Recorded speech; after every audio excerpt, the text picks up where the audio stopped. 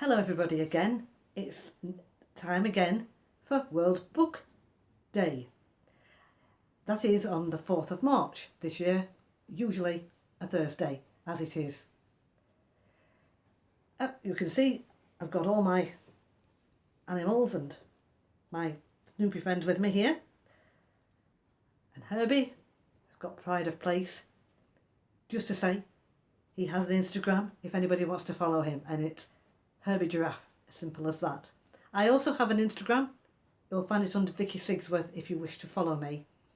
If you look for my YouTube videos, that's under my full name of Victoria. That's a brief introduction, and here we are. I've also bought a nice new t-shirt for this year's World Book Day. I wasn't sure what to wear, and I was out and about the other day, and I saw this and I thought, gotta get that, it's just right.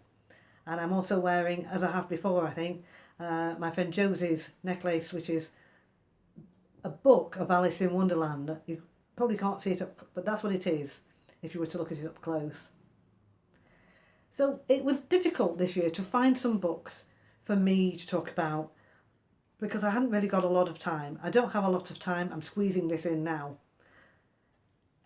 As I looked on my shelf, came across a book I'd had simply years and years ago, and I didn't realise I'd actually still got it on the shelf. And it is, in fact, Victoria and the Flowerbed Children. I have had this since I was 6 years old because my mum and dad have written in it. And as usual, as I have done before, I've given it a number. This is an author that at this point goes under the name of Althea. I had to look her up. She's actually Althea Braithwaite. And she died actually in 2020 when I did my research. And when I looked her up, I remembered that there were some other books I'd had of hers that I remember reading, and they were Desmond the Dinosaur. You may be familiar with them. There was one called Desmond the Dinosaur, and there was definitely one, Desmond the Dinosaur Goes to Scotland, and I'm pretty certain that I've read that one as well. So they may be familiar to you. So if you wish to be interested in looking this lady's work up, she's Althea Braithwaite. And the illustrations are done in this one by Barbara Sampson. It's a lovely story, basically. There's a little girl and she stays with her grandparents in the country, as you can see. And she goes into the garden, and all of a sudden, when she's playing with the ball, she then discovers there's some little people. And she discovers this because the ball rolls away. And lo and behold, in the corner, I'm having to be very careful because it's literally falling apart. In the corner, in the little flower, if you look carefully, there's a little boy. And he is hiding in the flower. And he says, "Would you like to see my friends?"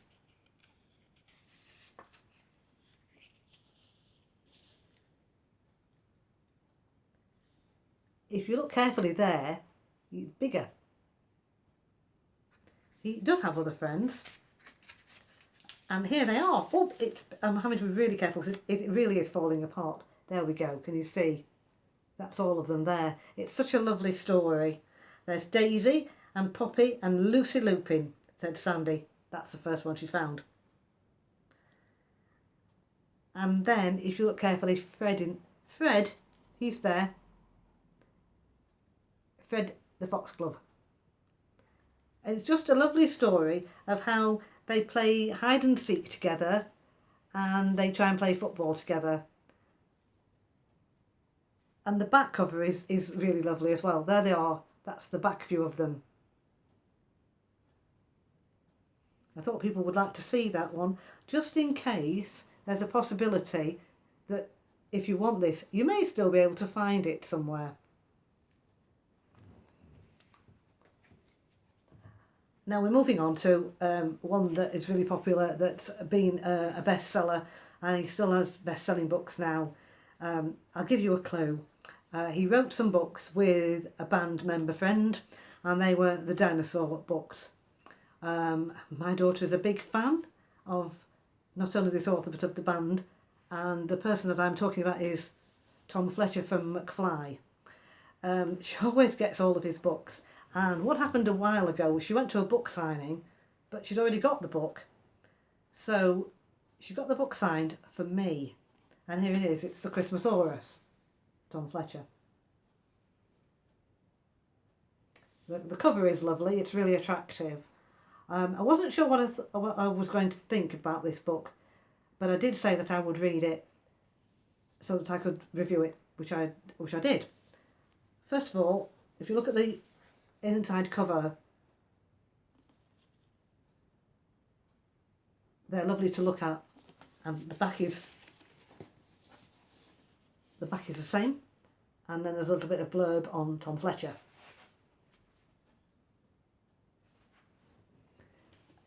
And then the other thing in here, obviously because she did go to the book signing, and she's got it signed for me.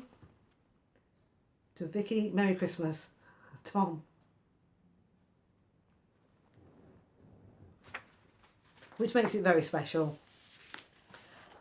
I did really enjoy this book. I have to say it was better than I actually expected it to be, because obviously lots of well-known people write books. It doesn't always mean that they're going to be good ones, but I really did enjoy this book.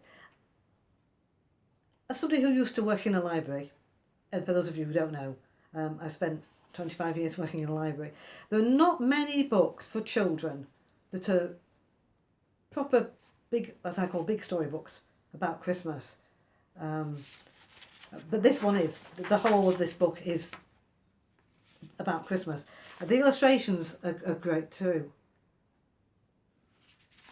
And they are by Shane DeVries, I think they could pronounce it.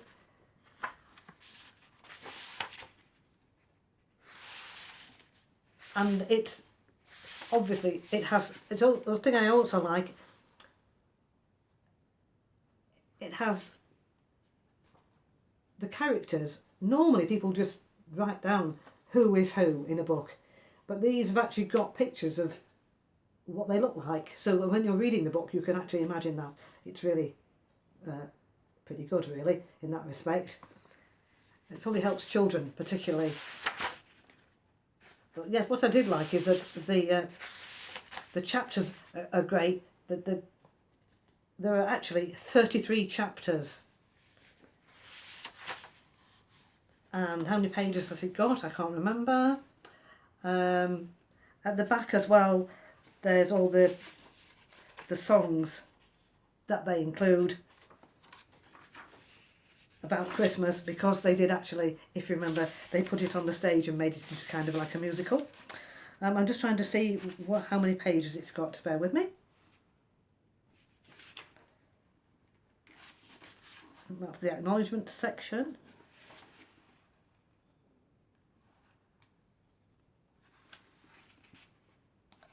Well, that's the acknowledgement section. Here we are. We come to the end, and there are 353. There are 336 pages, so in actual fact that's quite a lot. But if your child is a good reader, they'll have no problem with it. It is, of course, ideal for you to read with your child, and the other aspect of it that I really like is the fact that there are illustrations all the way through. This is a particularly good one with the dog sitting on the roof. You can see he means action. But the writing is of a decent size. So if your child is relatively good at reading, but can't read all of it, both you and your child or grandchild or whoever can actually follow it along and see all the words very clearly. It is actually very well written. It's a very good story. I won't go into that, obviously, because that will give spoilers away. It certainly got a 5 out of 5 from me. I shall be reading the follow-up, the name of which at this moment in time I can't remember. All in all, it's a great book for children, particularly as you come towards Christmas. You could maybe start this, I don't know, depending on how fast you reach your child or how busy you are, you could start it sort of October half termish, because obviously when they go back after then, it's all downhill towards Christmas normally, and then you can build your way up and have 1 or 2 chapters a night, depending on how long the chapter is, how long you want to spend on it, and build it up to actually get up to Christmas, so that it's something else that they have for the excitement of Christmas. They're going to have their advent calendar, they've got Halloween before that, maybe some of you do Thanksgiving, so you know you can have your advent calendar chocolate and a chapter of the book. Possibility. So that is The Christmasaurus by Tom Fletcher. What's next on my list? Well, I always talk about Noel Streatfeild.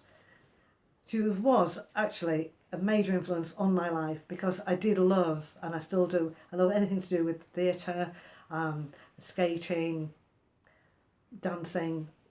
I used to love to find any book with those kind of subjects, and Noel Streatfeild more often than not did books on that subject. And as I was talking about, this is The Painted Garden by Noel Streatfeild. When I went to review this on Goodreads, as I did recently, I was surprised when I looked it up. This actual edition with this illustration was the one that it came out with. And the other thing I like about this is if you open it and you look at the cover, there it is, look. The cover follows on from the front to the back. You can see that Jane Winter is here, and she's ready to record her scene, and the boy playing Dickon, I think they call him David, is here. I think he's David. I'll have to have a look now. He might be the other one. But that's what I do like about it, that carries on. So you don't really need any blurb on the back, because there's quite a lot in the illustrations that you can pick up. Because also in this top corner here, you can see the microphone, and you can see the camera and the glare of the camera beam onto Dickon. And the same with Jane at the front here, who's playing Mary, and some cameramen here.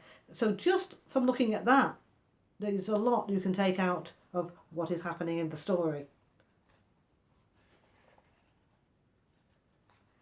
And yes, I think it is David that plays Dickon, because she spends a lot of time with David, because he's very good with animals as a person, and that's why he's been brought in to do the film, because he can really work with animals.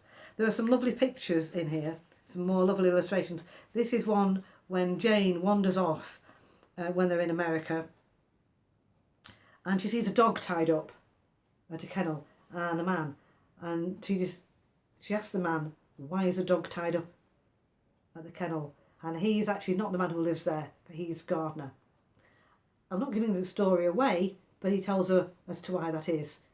So then she wants to speak to the man, and that again leads on to another part of the plot. There are also in here, there are some full-length illustrations that take up the whole page. I just need to find one for you to show you. There are not many. Let me just have a look.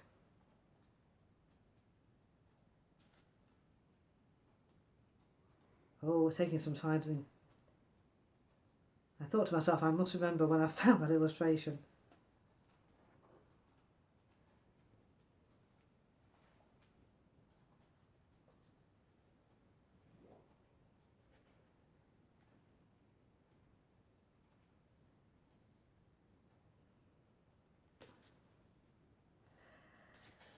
Here's one that is almost full length that I can find that's very interesting. This is when they're having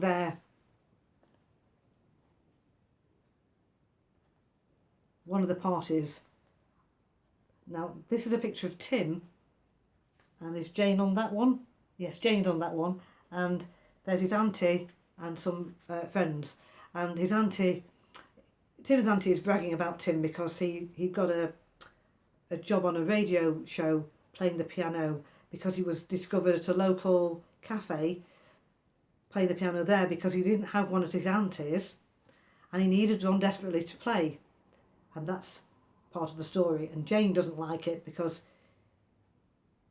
they're making a lot of Tim playing the piano, and she hasn't mentioned about, Jane making this film. That's all part of the story. Noel Streatfeild's books are full of detail of theatre and dance productions and costumes and everything else. Now, for some people, believe it or not, this book can be a bone of contention. All I will say is, if you haven't read it, there are probably some words or sentences in here that some people may think, oh, well, you have to remember when it was written. It was written such a long time ago, somewhere in the 30s, because they go to California on the Mauretania. So to date it, you need to find out when the Mauretania was in service. So it's going back quite a long way. So if you find that you think there are any words or phrases in the book that you perhaps think, it was written back in the 30s, this needs to be borne in mind. I would say, for an adult, that's probably fine. You probably appreciate that. Some people may not. If you read it to a child, again, I think it's important that we read what's in the actual book that was written by the author, because after all, the author wrote it and wants it reading as it is. That's all I shall say on the subject. I did think I would mention it because I always find talking points interesting. Now, here's one. I've had to borrow this again from the library. I read this, it's quite a while ago. I think it was actually 2017 when I read this book. It's by Vivian French and it's The Steam Whistle Theatre Company. Vivian French is a great children's author. The reason I picked this off our shelf in the library that I worked in at the time was actually because of its title, because again it's about a theatre company, and I will read books on that subject, fiction or otherwise, till the cows come home. And I thought, oh, that's interesting, and it's a children's book, so I'll read it and see what I thought.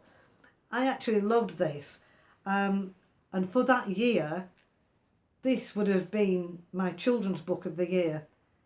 When I talk about my books of the year, it is worth bearing in mind that they're never, not usually, current books. They are on occasion, because I read a book when I get round to reading a book, or when I need to read it if it's something appropriate. So my book of the year is often not necessarily a current book, which I don't think is a bad thing, because if you're then looking for something to read that you haven't read because you've read a lot of current books, you can then research a book and pick it out, either buy it, go to the library and pick it up, maybe find it as an ebook if you wish, or even an audiobook if it's available. But Vivian French is very good, and it's about a family that are heading north on a train because they're trying to keep away from the workhouse where they've been, and they set up a theatre company, obviously, but there's also in here a controlling mother and her son, and you can imagine, and he's called Baby Bubbles. It is a great book. I've still got my ticket in from when I issued it.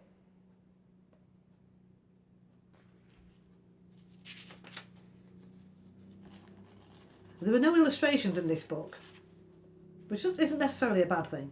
And there are, in fact, let me have a look at the page count.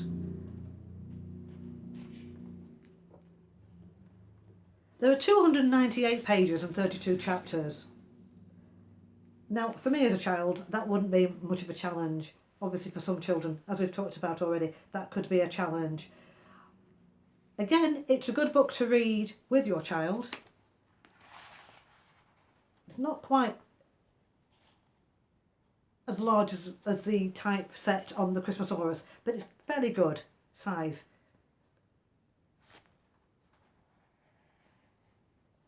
There are lots of adventures and events happening in this book. It's a really good one to really get to grips with. It's easy to visualise the characters in your head, of which there are numerous characters because of it being a theatre company and a train being involved and other things as well. I did give this 5 stars, as I say. I think it's a really great book. If you don't know Vivian French at all, this is a good one to start with. There are many others. So now we come on to a book that I didn't read until I'd actually been and seen it on the stage. I do know it's a film. I have it recorded. It's on my box. I haven't got round to watching it yet. It's by a very well-loved author, and he is Michael Morpurgo, and the book is Why the Whales Came.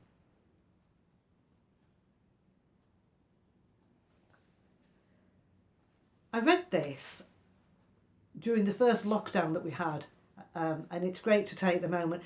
We don't have any lockdowns at the moment. We don't have any restrictions apart from a few things like, say, theatres and hospitals, etc. So during first lockdown, I was thinking to myself, what do I do when I finish my library books?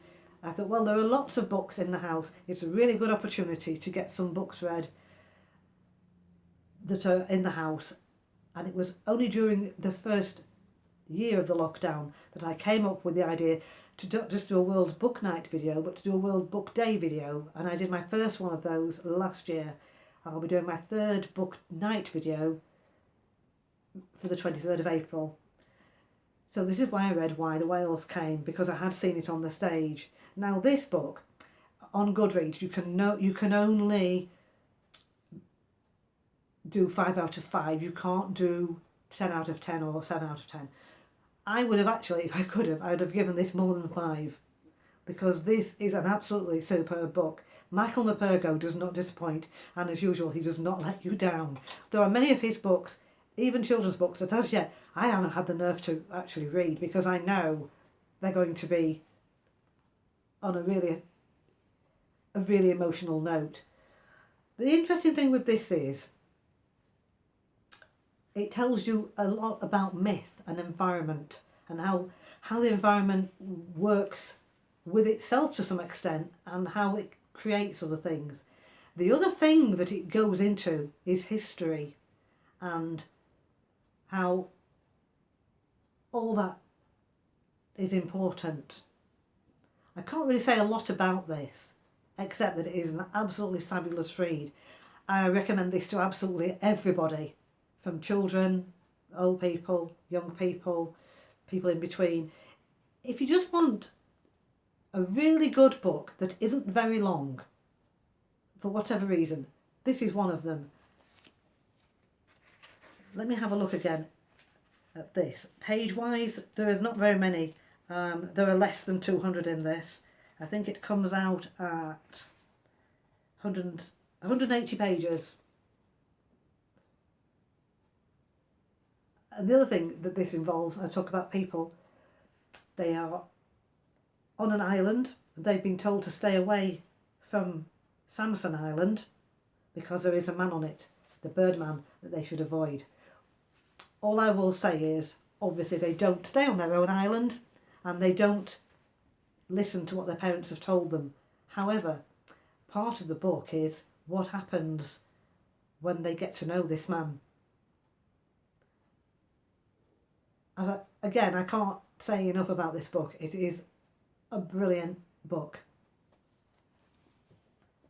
Now, I have just been talking about The Painted Garden with Noel Streatfeild as author. We come on to my actual favourite book, which is not Noel Streatfeild. It is by Frances Hodgson Burnett. I'll give you a clue. I bet you can know from that. But it's by Frances Hodgson Burnett. It involves a garden, and it involves 3 children. And yes, you've guessed it, it is in fact The Secret Garden. Now, this is not my original edition. I do not know where it went to. I had it for many years. I think the front cover was a little bit damaged at the bottom. That may be why I've no longer got it. I did search high and low. I've looked at my parents' house in case it was there. I've looked in odd boxes. I've looked on my children's shelves when they were younger. Could not find it. So one of the first books I bought this after the second lot of lockdown, and I went back shopping, I went into Waterstones on purpose to buy various books. One of which you'll see in my next vlog that I'm doing for World Book Night. This is the other one I bought, was The Secret Garden, because I just couldn't find my own, and I thought I'm going to have to buy it because it is one of the books that I will keep in my collection. So obviously The Painted Garden is about the making of The Secret Garden. There are, of course, films about The Secret Garden. What I will say about those is, apart from the one, I think it's 1938, the black and white one, I can't remember who's in that. That's the only one that I actually like. The other films, the modern films, I'm afraid for me, do not cut it. And I will talk about that. And the reason that I don't think they cut it is because lots of people, for some reason, decide to remake it or to make it into a TV series. And they decide there are things in this book that are actually a metaphor for something else. Now, this is what happens when you get lots of people who do English literature. I've got an English literature O-level, so I can't necessarily make too much of a comment. But if you study English literature and you get so involved in it that you're constantly looking for things, you will find things. It doesn't mean to say that A, you're wrong, or B, somebody else is right. It also doesn't mean that you're right. There are suggestions in certain films. Oh, it means that as the garden blooms, the children are getting older and they see different things in the children that they saw from before. Now, this is my vlog and it's my opinion, and this is what I shall say about that. That is a load of old rubbish. And there is another reason that I say that, and I didn't discover that until this year when I read this edition, and I'm going to tell you what that is. When Frances Hodgson Burnett wrote this book,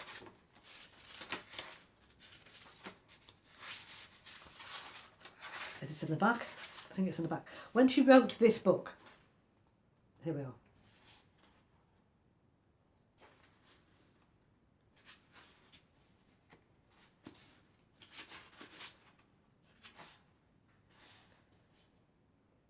She was born in 1849 in Manchester, but when her father died, Frances's mother emigrated with her sons and daughters to Tennessee.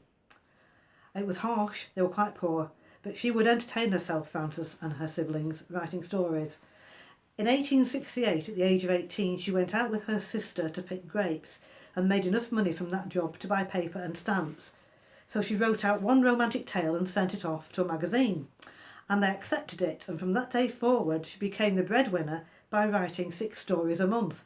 Imagine, back in 1898, writing 6 stories a month and making a living from that as a young woman. Back then, it was amazing. So then she married a man called Swan Burnett in 1872 and kept up her writing. And she had 2 sons, Lionel and Vivian, and they would sleep underneath her desk when they were little while she wrote. But this is, for me, the crux of the matter. In 1890, Frances's son Lionel died when he was 16. So when she wrote about Colin in The Secret Garden, we think she might have been thinking about her own son and wishing that he hadn't been ill and that he'd lived. Her other son, Vivian, lived, and she made him a real velvet suit. And there is a smart suit from this that came into her mind, and from that she wrote Little Lord Fauntleroy. But what I will say is, because of the death of her son, I think she wrote about her son being in a garden because I think she hoped that in heaven he'd be in a garden. But I think she also thought that,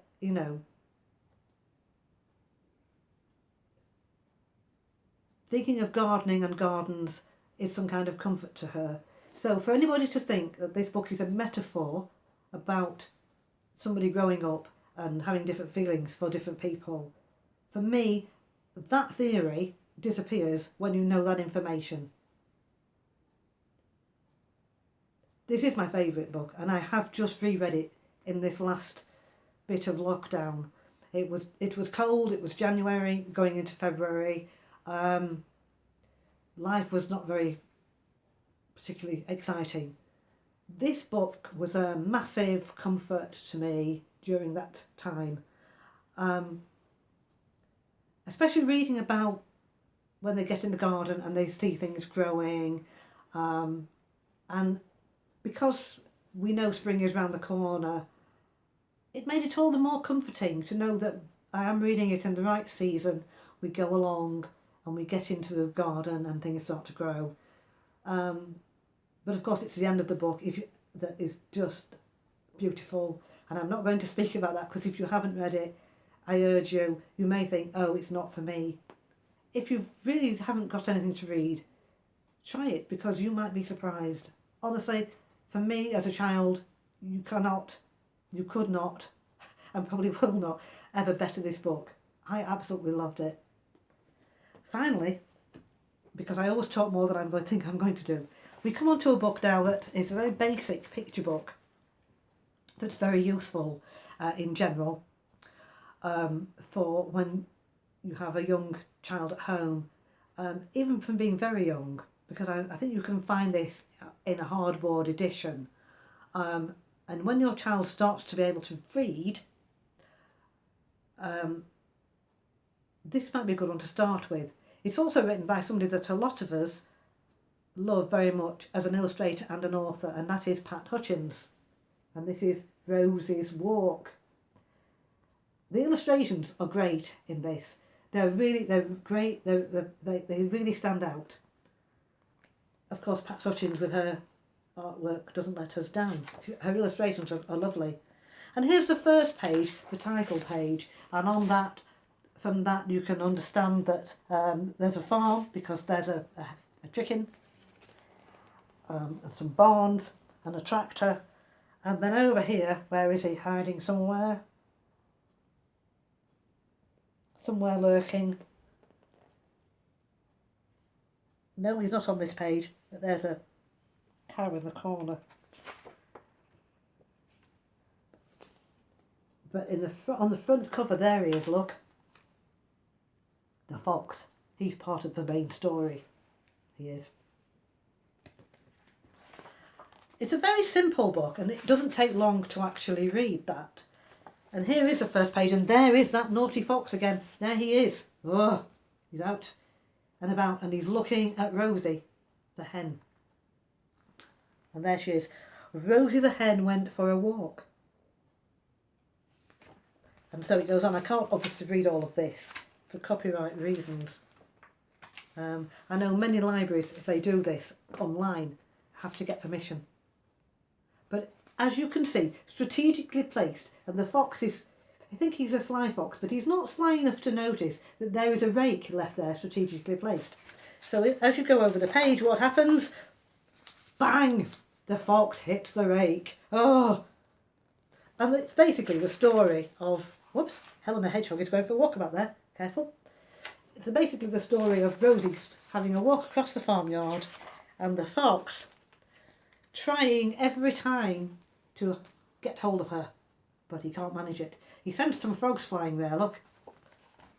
It is a lovely book, and it's more illustration-wise than it is word-wise, which again is not a bad thing, because as you can see, this one says past the mill, there it is. But it is the illustrations in the book that allow for the conversation. So you can also make up your own story. Or say you have a toddler who's 2 or 3 and you've got a younger one, and the toddler perhaps can read some words. They can sit down with the younger one and make up their own story because they don't need the words. And it doesn't matter what the hen might get up to or what the fox might get up to or anything else. They can actually sit and just make a story out of this book. And that's why I decided to mention it. This one as well, we're very lucky. You may still be able to find this edition. This one has got the CD in the back. Oh, and Helena's gone. Oh dear, just a minute. Come back, Helena. There we are. And Midge, come on, you too. There we are. So yes, if you're lucky enough, you can still find the edition with the CD in the back. And your children or grandchildren or nephew or niece or whoever you're looking after can also enjoy listening to it. Well, I don't know how good this particular World Book Day has been for you. I'm trying to fit it in, as I say, in a very busy time. All I will say is I wish you all a very happy book day, and my next one will be ready for the 23rd of April, which is World Book Night. Bye for now.